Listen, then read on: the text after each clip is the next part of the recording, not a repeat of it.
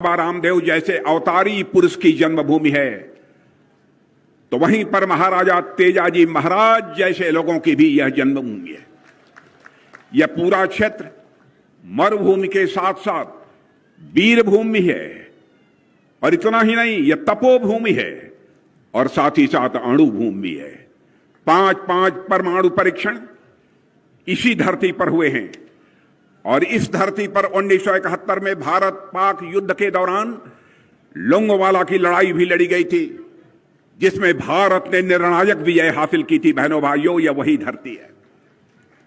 1998 में भी यही परमाणु परीक्षण हुआ था, और जेकर उसी परमाणु परीक्षण के कारण भारत सारी दुनिया में एक न्यूक्लियर पावर के रूप में जाना जाने लगा था। यह ऐसी धरती है। साथियों, इस देश के वैज्ञानिकों ने भारत का मस्तक ऊंचा किया है, और मैं मानता हूं कि इस देश के वैज्ञानिकों ने जहां भारत का मस्तक ऊंचा किया है, वहीं पर भारत के सेना के जवानों ने भारत की सीमाओं की रक्षा करके भारत का मस्तक ऊंचा किया है। इसीलिए मैं कहता हूं कि हमारे इस देश को बराबर अपनी वैज्ञानिकों पर गर्व है और अपने देश की सेना पर गर्व है। मैं मानता हूं 1998 में भारत ने जो छलांग भारत का परमाणु परीक्षण करके लगाई थी, उसी तरह की लंबी छलांग 23 अगस्त 23 को मिशन चंद्रयान की सफलता के साथ भारत ने एक बार और लगाई है। मेरे बहनों भाइयों, भारत अब यह चांद पर पहुंच गया है। दक्षिणी ध्रुव पर लैंडिंग हुई है। चंद्रमा के दक्षिणी ध्रुव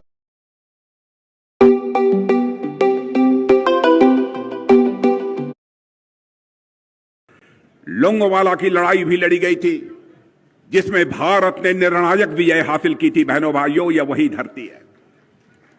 1998 में भी यही परमाणु परीक्षण हुआ था, और जेकर उसी परमाणु परीक्षण के कारण भारत सारी दुनिया में एक न्यूक्लियर पावर के रूप में जाना जाने लगा था। यह ऐसी धरती है। साथियों, इस देश के वैज्ञानिकों ने भारत का मस्तक ऊंचा किया है, और मैं मानता हूं इस देश के वैज्ञानिकों ने जहां भारत का मस्तक ऊंचा किया है, वहीं पर भारत के सेना के जवानों ने भारत की सीमाओं की रक्षा करके भारत का मस्तक ऊंचा किया है। एक बार और लगाई है। मेरे बहनों भाइयों, भारत अब यह चांद पर पहुंच गया है। दक्षिणी ध्रुव पर लैंडिंग हुई है। चंद्रमा के दक्षिणी ध्रुव पर दुनिया का कोई देश नहीं जा पाया है। चंद्रयान 2 जिस समय विफल हुआ था, तो उस समय हमारे प्रतिपक्ष के लोग भी यह कहते थे, यह क्या। हमारे प्रधानमंत्री मोदी जी वैज्ञानिकों से जाकर उन्हें गले लगाकर उनकी हौसला अफजाई की थी, और आपने देखा कि इस बार चंद्रयान 3 पूरी तरह से दक्षिणी ध्रुव पर लैंड करने में यह कामयाब हुआ है। भारत चांद पर तो पहुंच गया है मेरे बहनों भाइयों, और 15 लाख किलोमीटर की दूरी तय करके सूर्ययान 11 अब वह भी सूर्य के नजदीक पहुंचना चाहता है। वैसे हम सूर्य से अभी काफी दूर हैं। कांग्रेस दबी जुबान से इस पर भी सवाल उठाने की कोशिश करती है, लेकिन जब वह देश का मूड देखती है, आप जैसे लोगों का मूड देखती है, तो वह चुप्पी साध लेती है। मेरे बहनों भाइयों, मंगलयान, चंद्रयान, सूर्ययान की सफलता की लॉन्चिंग भी हो गई, लैंडिंग भी हो गई, परंतु राहुल यान 20 साल से न तो उसकी लॉन्चिंग हो पाई है और न तो लैंडिंग भी हो पाई है।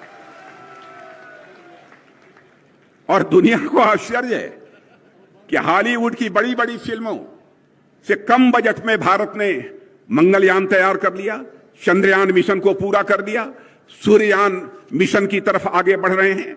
मैं समझता हूं कि बहनों भाइयों, आप सबके कारण यह नए भारत की आवाज है, यह नए भारत की ताकत है, जो कहती है जय जवान, जय किसान, जय विज्ञान, जय अनुसंधान, और हमारा भारत महान।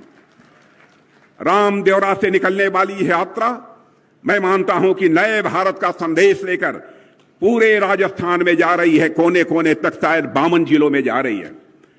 और मैं मानता हूं यह जो परिवर्तन यात्रा निकली है, यह परिवर्तन का शंखनाद है। और केवल एक ही यात्रा राजस्थान में नहीं निकली है, बल्कि 3 अन्य स्थानों से भी यात्राएं परिवर्तन की निकली हैं। और मैं कहना चाहता हूं, यात्रा तो निकलेगी, आप तक जाएगी, जनता के साथ सीधा संवाद स्थापित करेगी, लेकिन मैं आपसे अपील करना चाहूंगा कि आपने कांग्रेस की हुकूमत भी पिछले 5 वर्षों से लगातार देख रहे हैं, और इसके पहले भी भारतीय जनता पार्टी की यहां हुकूमत वसुंधरा जी के नेतृत्व में भी आपने काम करते हुए देखा है। और उस समय कैसा माहौल था और आज कैसा माहौल है, आप स्वयं, मैं समझता हूं कि इसका आकलन कर सकते हैं। और आपको ही यह फैसला लेना होगा कि हमें क्या करना है इस राजस्थान के इस बार के आगे आने वाले